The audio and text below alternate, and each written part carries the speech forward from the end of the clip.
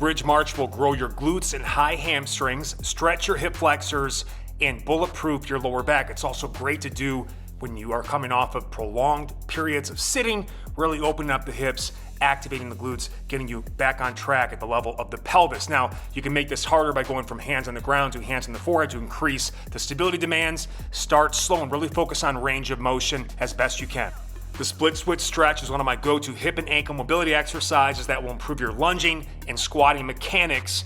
And you can start with the hands on the small of the lower back to be mindful of your low back positioning, emphasizing more hip extension than lower back extension. You can make it harder by going arms overhead, cracking it up between those shoulder blades, prisoner style, emphasizing driving that knee forward, getting those heels down, again, trying to get bends, ankles and hips.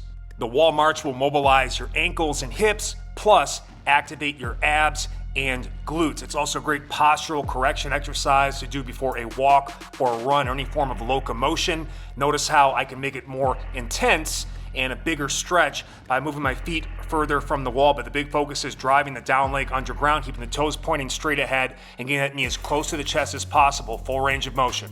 The hollow body hold is a classic core calisthenics exercise and a foundational drill in gymnastics to bulletproof the lower back and strengthen the abs and also create total body tension. Start tucked body, keeping the lower back flat throughout the exercise, and gradually move the arms and legs away from each other, keeping them straight and getting them as low to the floor as possible while not letting the shoulders touch and not letting the feet touch. If you get too challenged, go back to tuck body.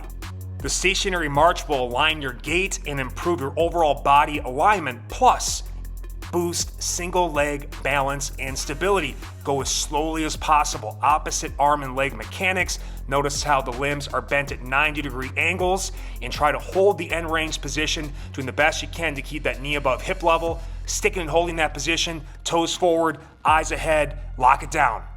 The front plank trains your anterior core to resist lower back extension, plus it will help you master the push-up by building the prerequisite isometric strength and stability. Start in the knees before progressing to the legs straight on the toes, and there's a retracted shape, really pulling the shoulders on and back where you're more straight body, and a hollow body shape where you're really emphasizing kind of rounding out and pushing the shoulder blades away from each other to get the serratus anterior muscles. The stationary run is the ultimate anytime, anywhere cardio, metabolic, and fat burning exercise. Start slow, focusing on range of motion, opposite arm and leg mechanics, and being light on the balls of your feet.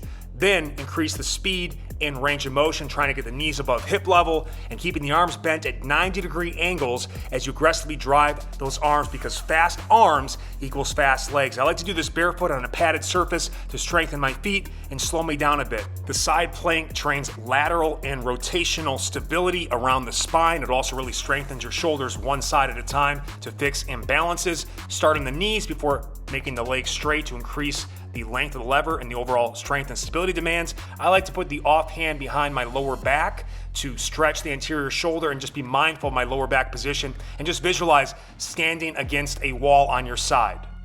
The lateral three-step to balance is a great cardio and agility exercise that blends our marching and running mechanics into a killer exercise that'll burn fat and improve your overall athleticism anytime, anywhere.